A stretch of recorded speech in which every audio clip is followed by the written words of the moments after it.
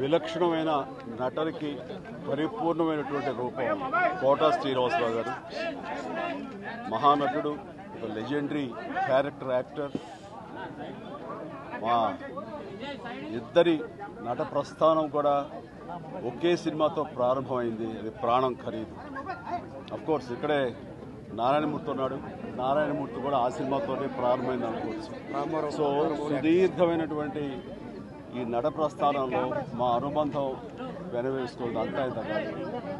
ఆయనతో నటిస్తున్నప్పుడు తెర మీద ఆయన నటనను చూసి అద్భుతం అనుకోవడం వేరు, వ్యక్తిగతంగా 1-to-1 కూర్చున్నప్పుడు ఆయన చేసే చమత్కారాలు కానీ, చెప్పే జోకులు కానీ అవి ఆద్యంతో చాలా ఉత్సాహపరుస్తుంది. దాంతో షూటింగ్ ఉందంటే కనుక ఇవాళ కోట శ్రీనివాసరావు గారు ఉన్నారు, ఇవాళ చాలా హుషారుగా బాగుంటుందని ఉత్సాహంతో వెళ్ళేవాళ్ళం. అలాగా ఆయనతోటి ఒక అనుబంధం పెనవేసుకు వెళ్ళింది. ఇంకా ఆయన చేయలేని క్యారెక్టరు, చేయని క్యారెక్టరు, మాట్లాడని యాస, మాండలికాలు లేవనే చెప్పాలి. అంతగా పరిపూర్ణమైనటువంటి నటన.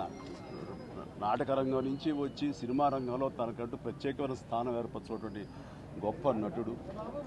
ఆయనతోటి నాకు ఎన్నో సినిమాల అనుబంధం ఉంది. ప్రతి సినిమా ఒక్కొక్క అద్భుతమైనటువంటి నాకు ఒక ప్రత్యేకం. అండ్ అలాంటి మా కోట శ్రీనివాసరావు గారు ఈ రోజున లేరు అనుకోవటం అనేది నిజంగా చాలా తీరని లోటు. అండ్ ఇది వాళ్ళ కుటుంబానికి, పరిశ్రమకి తీరని లోటు. అలాంటి మహానటుడు, అలాంటి వైవిధ్య పాత్రలు పోషించేటటువంటి విలక్షణమైన నటుడు మళ్ళీ వస్తారని అనుకోవటం లేదు. అలాంటి నటుడు మనకు దొరకరేమో కూడా, ఉండరేమో కూడా. అది ఎవరు పూర్తి చేయటువంటి చాలా భారీ నష్టం ఈ పరిశ్రమకి. వారి ఆత్మనికి శాంతి చేకూరాలని ఆ భగవంతుని ప్రార్థిస్తూ, వారి కుటుంబ సభ్యులకి ప్రతి ఒక్కరికి నా ప్రగాఢ సానుభూతిని తెలియజేస్తున్నాను.